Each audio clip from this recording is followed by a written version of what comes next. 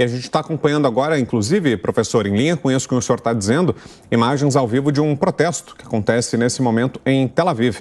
São imagens ao vivo, um ato em Tel Aviv, justamente nesse contexto aí de questionamentos ao governo do primeiro-ministro Benjamin Netanyahu. Um ato que está acontecendo em Tel Aviv, num momento de grande tensão, a população acabou se mobilizando e foi às ruas também nesse ato. Deixa eu trazer aqui para a conversa também o Eduardo Saldanha, que segue com a gente aqui desde o começo do Fast News. O Eduardo, que é doutor em Direito Internacional e Relações Internacionais. Para ouvi-lo também, Eduardo, sobre esse ponto, a respeito do que o professor Pedro falava agora, sobre esse enfraquecimento do governo do primeiro-ministro Benjamin Netanyahu. Você concorda, vê esse enfraquecimento ou não? Será que o primeiro-ministro pode olhar o copo meio cheio e ver, por outro lado, um momento de união do povo israelense, de junção de esforços contra o Hamas e pode acabar se beneficiando politicamente? Ou não? O cenário é mesmo muito difícil para Netanyahu. Eduardo. Brown, na verdade, há um enfraquecimento histórico do Benjamin Netanyahu, né?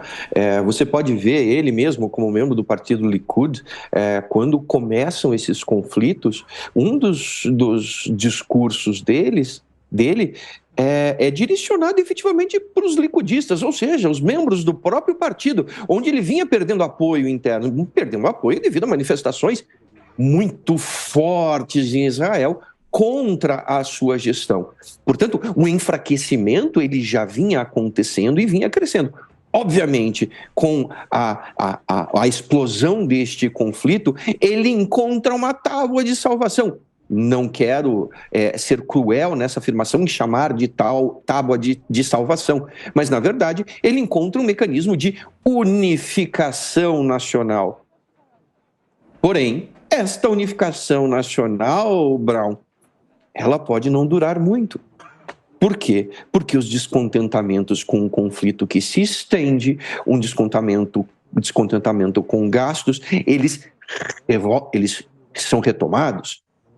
Eles retornam a assombrar Benjamin Netanyahu. Portanto, ele tem sim hoje uma união nacional, mas uma união bastante frágil e que não deve durar muito. Ela dura enquanto houver esta raiva, este ódio, esta vontade, esta sede de vingança. Mas logo, logo, os problemas internos voltam a aflorar, Brown. Eduardo, e também se o professor Pedro gostar de responder, onde foi que vocês acreditam que eles falharam, né? O que houve de fato? Alguns especialistas, ouve-se assim dizer que já existia até a possibilidade de ter havido pessoas infiltradas para que eles não fizessem o trabalho que deveria ser feito, se tratando de um serviço de segurança, de inteligência que gasta-se muito e um dos mais eficientes da face da Terra, se a gente pode dizer assim, né? Soraya, uma das grandes críticas a este caso nós temos uma gestão Netanyahu que investiu muito em segurança. Os gastos foram astronômicos em segurança. E, obviamente, houve uma falha de inteligência.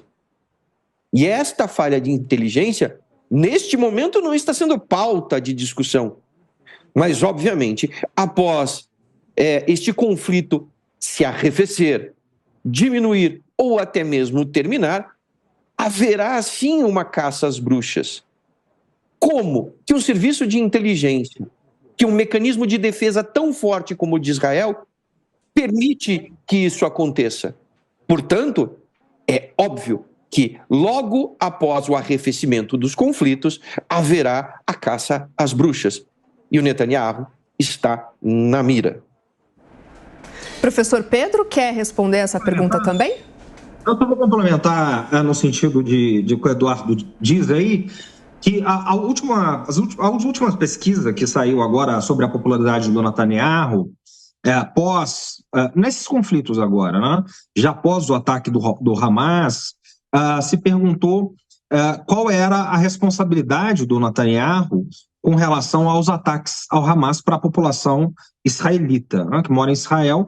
88% da população que mora em Israel julga que o Benjamin Netanyahu é culpado pelos ataques no Hamas, quer dizer, culpado no sentido, obviamente, de negligenciar esses ataques. Então, é bem o que o Eduardo está dizendo.